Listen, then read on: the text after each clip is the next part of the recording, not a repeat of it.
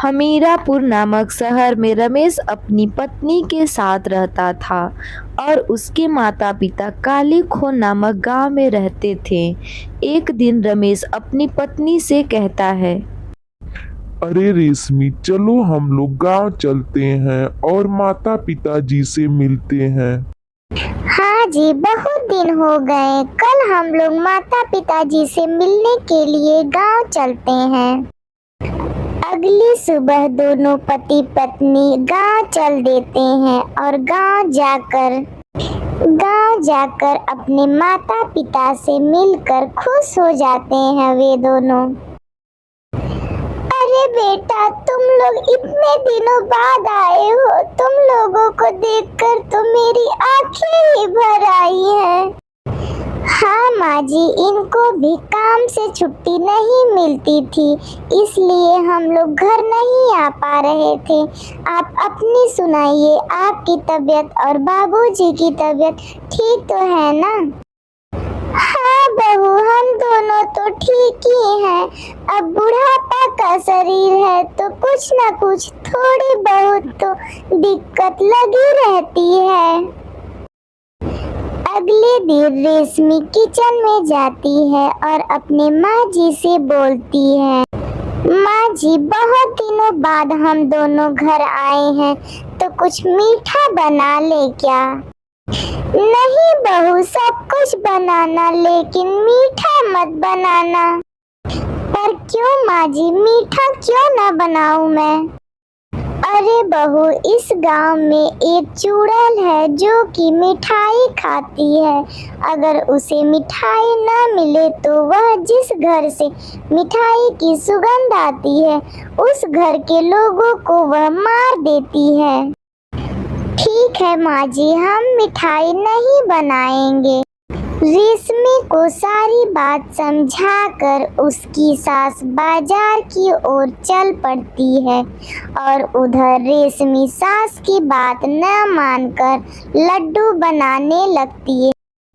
चुड़ैल के डर से उस गांव में कोई मिठाई नहीं बनाता था। तभी चुड़ैल को सुगंध आती है और चुड़ैल बोलती है, अरे मिठाई की सुगंध, हा हा हा, आज तो मैं नाचूंगी, गाऊंगी, झूमूंगी और मिठाई खाऊंगी। चलो चलती हूँ मिठाई की ओर, जहाँ से मिठाई की सुगंध आ रही है।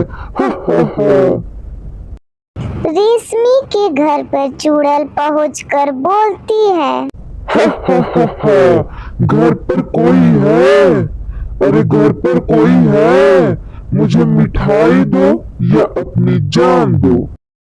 यह सुनकर रेशमी बाहर आती है कि ये किसकी आवाज है, इतनी डरावनी और भयानक। रेशमी चुड़ैल को देखकर बेहोश हो जाती है। चुड़ैल रसोई में जाकर सारी मिठाई खा जाती है और मिठाई खाने के बाद वहां से 1 2 3 हो जाती है। कुछ देर बाद रेशमी होश में आती है और फिर रसोई में जाती है और बोलती है, अरे अरे अरे, मेरी तो मिठाई यहीं रखी थी, कहाँ गई मेरी मिठाई? उसकी आवाज सुनकर उसकी सासू माँ उसके पास आती हैं और बोलती हैं, क्या हुआ बहू, तुम इतनी परेशान क्यों लग रही हो? जैसे तुम्हारे तो तोते ही उड़ गए हो। अरे माँ जी वो माँ जी वो, अरे माँ जी वो, क्या ये वो लगा रखी हो बहू? साफ साफ बोलो, क्यों परेशान हो तुम? क्यों तुम्हारे मुंह से ठीक से आवाज नहीं निकल पा रही? माँ जी, आपके लाख मना करने के बावजूद भी मैंने मिठाई बनाई और वो चुड़ैल आ गई थी। उसको देखकर मैं बेहोश हो गई थी और मैं बहुत डर गई थी माँ जी। बहू, मेरे इतने समझाने के बाद फिर भी तुमने मिठाई क्यों बनाई? चलो मैं इस चुड़ैल को मारने का कोई उपाय सोचती हूँ। देवी मंदिर का नारियल उठा कर लेकर आओ बहू और उस नारियल का लड्डू बनाओ। लड्डू के सुगंध से चुड़ैल जब आएगी तो उसे लड्डू खाने को दे देना। रेशमा लड्डू बनाने में लग जाती है। लड्डू के सुगंध से चुड़ैल बोलती है, क्या बात है, आज फिर से लड्डू, हमारे तो मौज ही हो गए, फिर से लड्डू खाने को मिलेंगे। अरे घर में कोई है, अरे घर में कोई है, मुझे मिठाई दो या अपनी जान दो। हा हा हा, मुझे मिठाई दो या अपनी जान दो। नारियल से बने लड्डू रेशमा की सास चुड़ैल को दे देती है। चुड़ैल लड्डू लेकर खाने लगती है।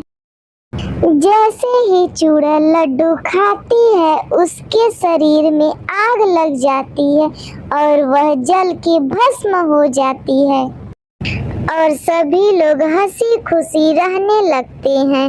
अगर हमारी यह कहानी आप लोगों को अच्छी लगी तो प्लीज़ हमारे चैनल को लाइक और सब्सक्राइब करें, बेल आइकन दबाना ना भूलें, जिससे हमारी कहानी सबसे पहले आप तक पहुंचे, और ज़्यादा से ज़्यादा शेयर करिए। धन्यवाद।